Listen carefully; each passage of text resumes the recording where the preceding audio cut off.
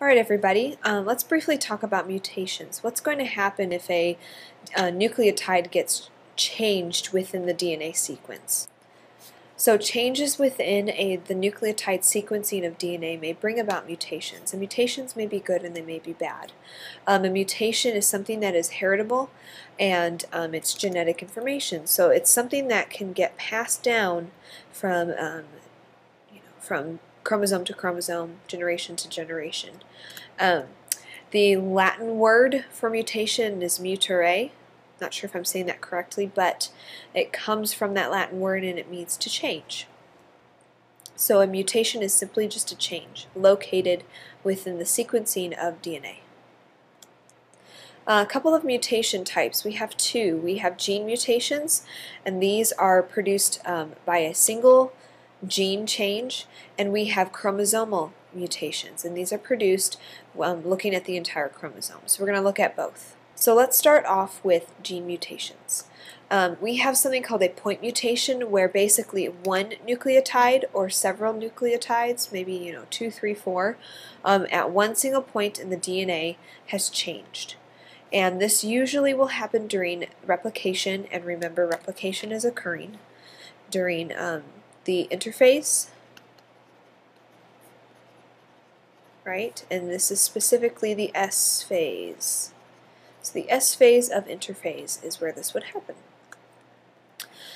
This alteration could get passed on to every single cell that's developing, because we have DNA replicating and then dividing the cells. DNA replicates and then mitosis occurs. So this mutation could potentially get passed on.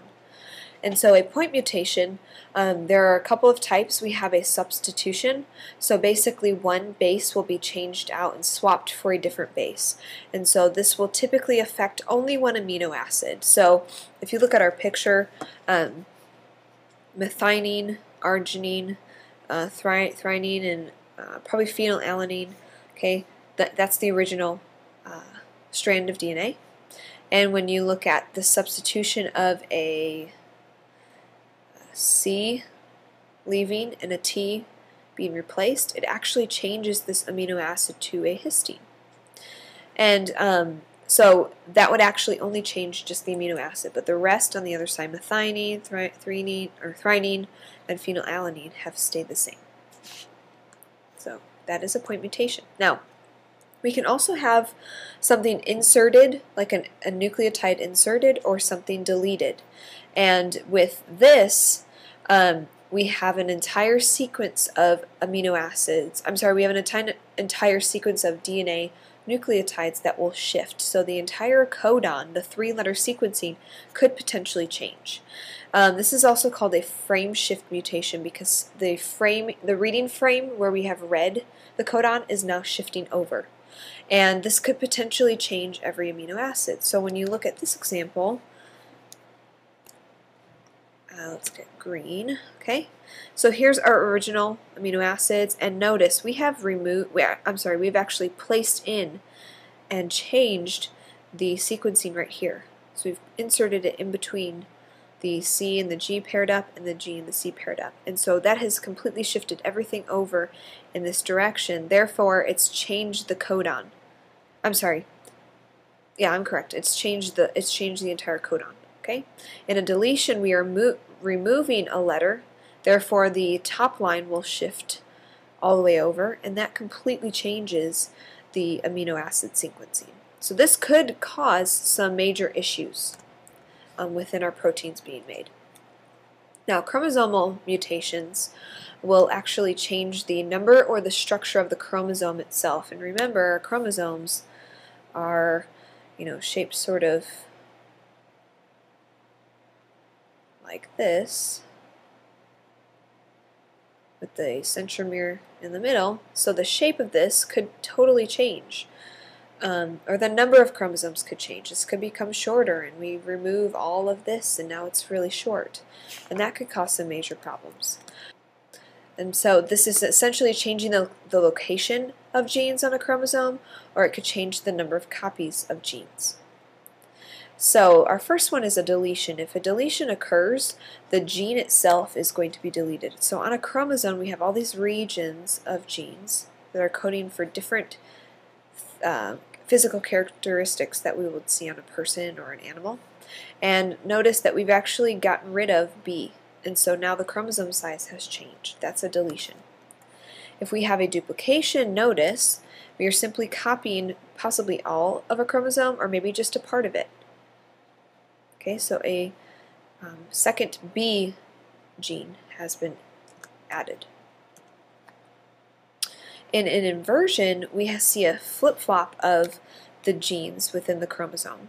So B and C have switched here, and so we get what's an inversion, and that could change the ordering of maybe like a protein or something. And then our chromosomes breaking off and attaching to a different chromosome would be translocation. So it's like a transplant of a part of a gene, moving over here and going there. Now, things that are causing these mutations, it could be chemical or physical, are called mutagens. So a mutagen is causing a mutation. So chemical things might be like a pesticide, tobacco smoke, and pollutants within the air. And physical would be some forms of electromagnetic radiation, possibly X-rays. X-rays can damage our DNA within the eggs of women, so that's why we have to wear that lead jacket. It protects us from the X-rays doing damage, and as well as UV light. They would interact with DNA. They could cause base pairing interference. They can actually weaken the strand of DNA and then cause further chromosomal mutations. So mutations aren't always bad, but when they are bad, it's causing issues with the structure of proteins and gene activity. These things are not functioning properly. This could cause genetic disorders, which we will study in our next unit. It could have issues with cancer and cause cancer to occur. And a very specific example of a harmful genetic mutation is sickle cell anemia, and this is a point mutation in what is known as hemoglobin. Hemoglobin is a protein inside of blood, and it's kind of shaped like a donut. It carries oxygen, so we all colored in, it carries oxygen normally, right, to our cells so that cellular respiration can occur. Well, if someone has sickle cell anemia, they have a point mutation within their genetics, and it's actually crescent shaped. So it's like a sickle shape. And so this can no longer, the red blood cell can no longer carry, the hemoglobin can no longer carry that oxygen. And so it can cause major issues. Benefits, there are some benefits. Now, sometimes you should understand that sometimes a mutation, like a point mutation, may not even change the amino acid. So just because there's a mutation does not always mean that it's going to cause any sort of effect. It could keep the same type of amino acid. So we may have different functions that could help an organism survive. For example, microorganisms, if they are in an environment that has different chemicals, the bacteria have the chance and the opportunity that for their DNA to change, and that could help them survive in the new chemical environment. We also do see lots of mutations that are occurring through genetic engineering, where farmers can actually choose the different types of crops that they want to mate together, right? Their sperm and the egg from the plants, and produce the types of plants and the characteristics that they want to see. And so that's all that we have for discussing mutations, and we will take a look at very specific mutations once we start to get into genetics.